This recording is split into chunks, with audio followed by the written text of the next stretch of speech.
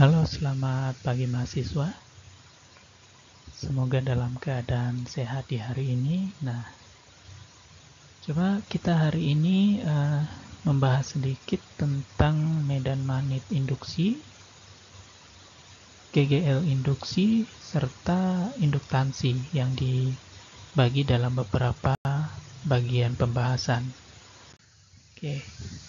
Untuk medan magnet induksi yaitu diantaranya hukum Biot-Savart, kemudian gaya antar dua kawat berarus listrik, dan hukum Ampere. Oke, untuk hukum Biot-Savart. Nah, ini kalau kita lihat kuat medan magnet yang dihasilkan oleh elemen dari kawat lurus panjang. Nah, misalkan ada kawat lurus, kemudian dialiri arus. Nah, berapa medan magnet di sekitar arus listrik ini? Nah, itu dikaji dalam hukum Biot-Savart. Jadi di sini B adalah medan magnet di sekitar ini. Kemudian ada permitivitas, ya, dibagi 4pi kali arus. Kemudian integral dl sin theta bagi r kuadrat. Gini, jadi untuk mengetahui, jadi ingat saja kalau menyangkut hukum Biot-Savart berarti medan magnet di sekitar kawat yang dialiri arus listrik. Kemudian bagaimana jika kawat itu ada dua, ya? Gayanya seperti apa? Nah, di sini kalian bisa lihat ada arus yang pertama di kawat ini, kemudian ada I2 untuk kawat yang kedua dengan panjang L2. Kemudian kawat itu dipisahkan oleh jarak A. Nah, arah arus listrik pada kawat 2 dan arah medan magnet pada kawat tersebut saling tegak lurus sehingga besar gaya Lorentz adalah seperti ini. Oke. Jadi mereka akan saling berinteraksi, ya. Jadi seperti ini. Kemudian hukum Ampere. Kalau hukum Ampere itu hukum yang menyatakan arah. Jadi arus yang mengalir kemudian muncul garis medan magnet. Nah, ini. Jadi diilustrasikan ada lengan, genggaman tangan, ya. Kalau yang jari jempol ini menunjukkan arah dari arus listrik. Sedangkan jari ini arah medan, garis medan. Nah, itu. Nah, bentuk persamaannya seperti ini. Jadi ada B sama dengan mu0 per 2pi I per A dikali I per A. Jadi lintasan Ampere di sekitar kawat lurus panjang adalah lingkaran dengan sumbu berimpit dengan kawat. Jadi di sini bisa dilihat medan magnet itu berbanding terbalik terhadap jari-jari dari medan ini. Kemudian dia berbanding lurus dengan arus listrik. Jadi kalau misalnya arus listriknya semakin besar, maka medan magnet yang dihasilkannya juga akan semakin besar, ya, medan magnet di sekitar ini. Nah, bagaimana dengan A? A ini adalah jari-jarinya. Nah, kalau jari-jarinya ini menyatakan kalau dia semakin besar, misalnya A-nya ini kita misalkan di titik inilah besar, artinya, ya, maka medan magnetnya justru akan semakin kecil. Misalnya kita pakai alat ukur. Alat ukur kita ukur medan magnet di sekitar kawat ini. Nah, kalau semakin dekat dengan kawat ini, maka medan magnetnya akan semakin besar. Kalau semakin jauh, dia akan semakin kecil. Nah, ini analogi dari A, ya. Oke. Kita masuk dalam GGL induksi dan induktansi, ya. Di sini pokok materinya ada pada flux magnetik, hukum Lenz, dinamo, dan induktansi. Oke, apa itu flux magnetik? Flux magnetik menyatakan jumlah garis gaya yang menembus permukaan dalam arah tegak lurus. Misalnya ini ada suatu benda, kemudian ada medan magnet eksternal, menembus benda tersebut, maka itu disebut medan yang keluar dari benda tersebut, permukaan benda tersebut, itulah yang disebut flux magnetik. Makanya di sini ada A. A itu merupakan luasan, ya. Nah, flux sama dengan integral dari B dot dA. Nah, di sini. Jadi, kalian jangan bingung kalau lihat notasi seperti ini. Maksudnya persamaan ini adalah menyatakan bagian dari sini, partisi. Jadi, dA itu bagian terkecil dari luasan yang besar ini, ya. Makanya ditulis dA. Makanya untuk mengetahui besarnya ini digunakan integral.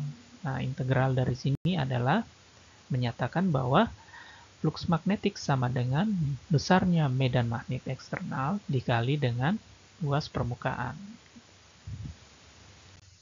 Oke, dari situ berkembang. Nah, berkembang dari eksperimen yang dilakukan oleh Michael Faraday yang menyatakan fenomena memproduksi kelistrikan dari peristiwa kemagnetan ini diterangkan oleh hukum Faraday. Hukum ini menyatakan bahwa apabila terjadi perubahan flux dalam suatu kumparan, ya ini ya kumparan ini, maka dihasilkan gaya gerak listrik.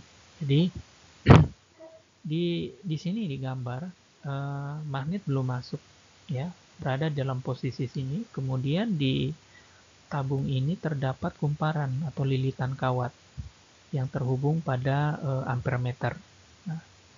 Nah, saat magnet didorong ke dalam, maka terjadi gaya gerak listrik, ya.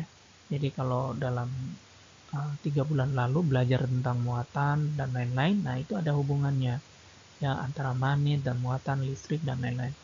Nah, di sini terjadi arus yang mengalir, kemudian magnet diam. Saat magnet diam berada dalam tabung ini, maka tidak ada arus, dia stuck di sini. Kemudian terjadi perubahan flux yang berlawanan. Jadi saat dia magnet ditarik, maka arusnya akan mengalir secara berlawanan. Dia akan kembali. Lihat meteran ini, ya. Nah, itu hukum Faraday. Nah, secara matematis dapat ditulis seperti ini.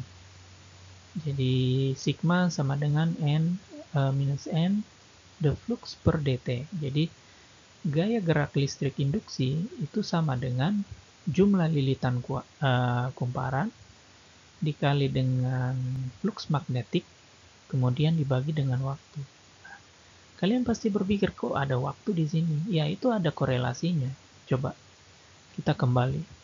Kalau misalnya tadi magnet itu digerakkan secara cepat, ya, maka gaya gerak listriknya juga akan semakin besar, ya. Cepat berarti kan waktunya singkat, ya. Nah, di sini ada flux magnet dan jumlah lilitan kawat. Nah, ini berbanding lurus. Semakin banyak jumlah lilitan kawat, ya, maka gaya gerak listriknya juga semakin besar. Nah, karena dia berbanding lurus. Nah, hukum Lenz ini bagian dari tadi, ya. Cuma ini lebih sifat yang berlawanan. Nah, misalnya ini.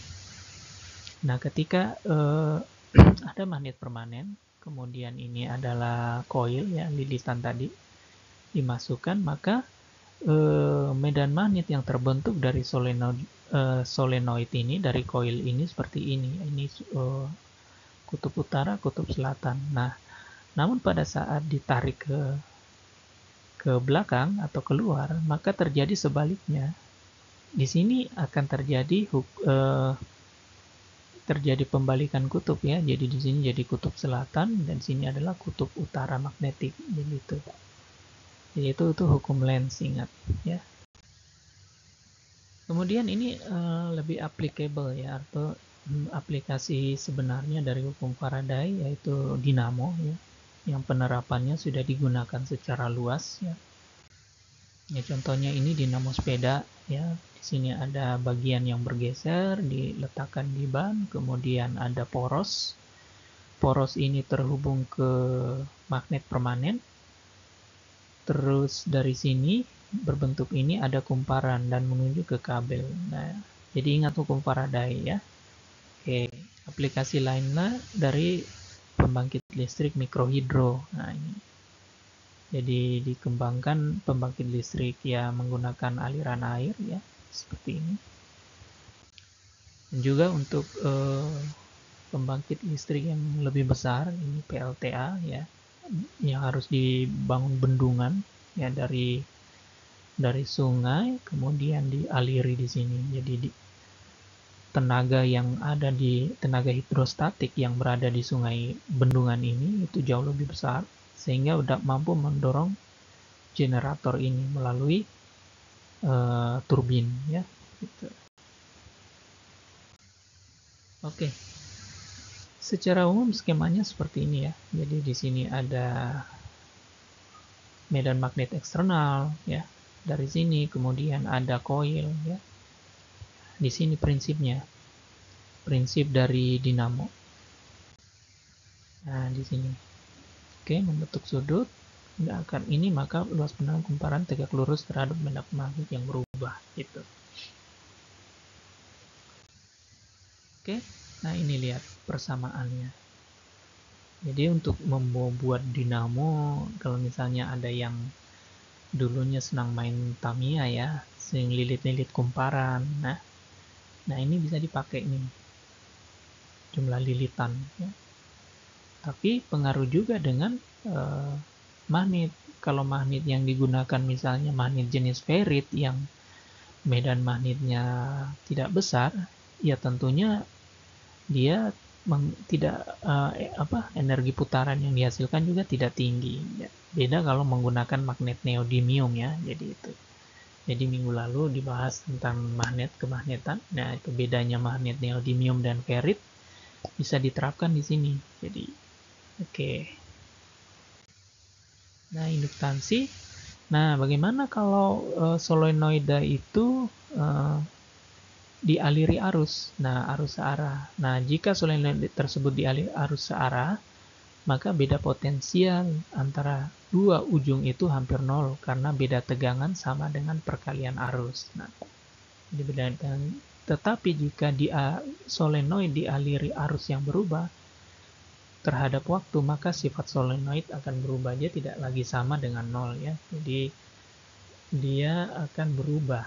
Oke, jadi di sini persamaan yang digunakan seperti ini ya. Oke. Ya, untuk materi seperti ini ya, untuk latihan soal ini untuk kemagnetan ya. Kemagnetan ambil topik gaya Lorentz. Bisa menggunakan ini misalnya kawat yang panjangnya 10 meter ditempatkan dalam medan magnet yang kuatnya 0,01 Tesla. Bagian kawat yang dikenai medan magnet hanya sepanjang 10 cm.